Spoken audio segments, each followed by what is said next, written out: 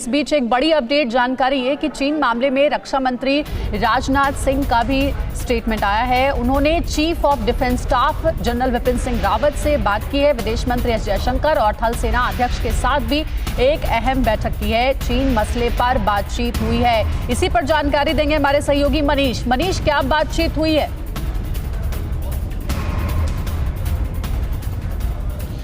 देखिए, निश्चित तौर पर जैसे ही ये बात सामने आई है और जैसे ही इसकी जानकारी मिली है, उसके बाद रक्षा मंत्री राजनाथ सिंह ने चीफ ऑफ आर्मी और चीफ ऑफ जो CDS है हमारे चीफ ऑफ डिफेंस स्टाफ, उनसे बात की है। विदेश मंत्री डॉक्टर एस जयशंकर से बात की है।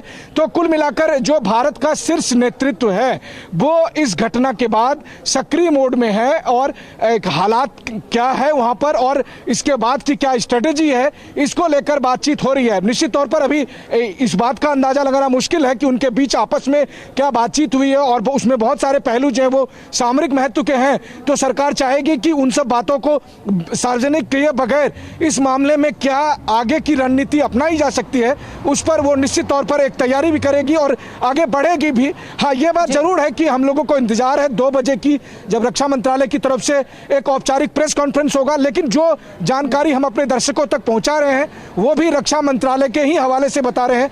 रक्षा मंत्रालय की तरफ से अभी ये बात कही गई है कि गलवान इलाके में जहां पर की तनाव को कम करने की कोशिश की जा रही थी, वहीं पर बीती रात में एक हिंसक झड़प में, हालांकि रक्षा मंत्रालय की तरफ से यह नहीं कहा गया है कि उसमें गोली का इस्तेमाल हुआ या नहीं हुआ, लेकिन बात फिर वही है अंजलि कि चाहे गोली से हो, चाहे धक्का मुक्की से हो, चाहे स्टोन पेल्टिंग से हो, जो भी डिटेल है वो तो हमारे सामने आएगी।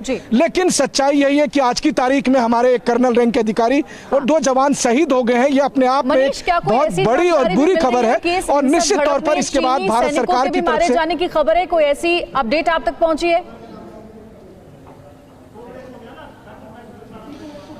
देखिए, फिलहाल अभी इस तरह की कोई जानकारी नहीं मिली है और हमें इंतजार करना पड़ेगा। अगर रक्षा मंत्रालय की तरफ से प्रेस कॉन्फ्रेंस में इस बात को बताया जाता है या चीन की सरकार या चीन की मीडिया की तरफ से इस बात की जानकारी आती है कि चीन के सैनिकों में क्या कोई हताहत हुआ है या घायल हुआ है या नहीं, लेकिन बात यहाँ पर पहली बात तो यही है कि इंडियन आर्मी के एक ऑफिसर और 2 जवान शहीद हुए हैं। ये अपने आप में एक बड़ा ऐतिहासिक घटनाक्रम है जो भारत चीन के संबंधों को एक नया डायरेक्शन देने वाला है। यहाँ से अप्रोच भी चेंज करने की जरूरत पड़ सकती है।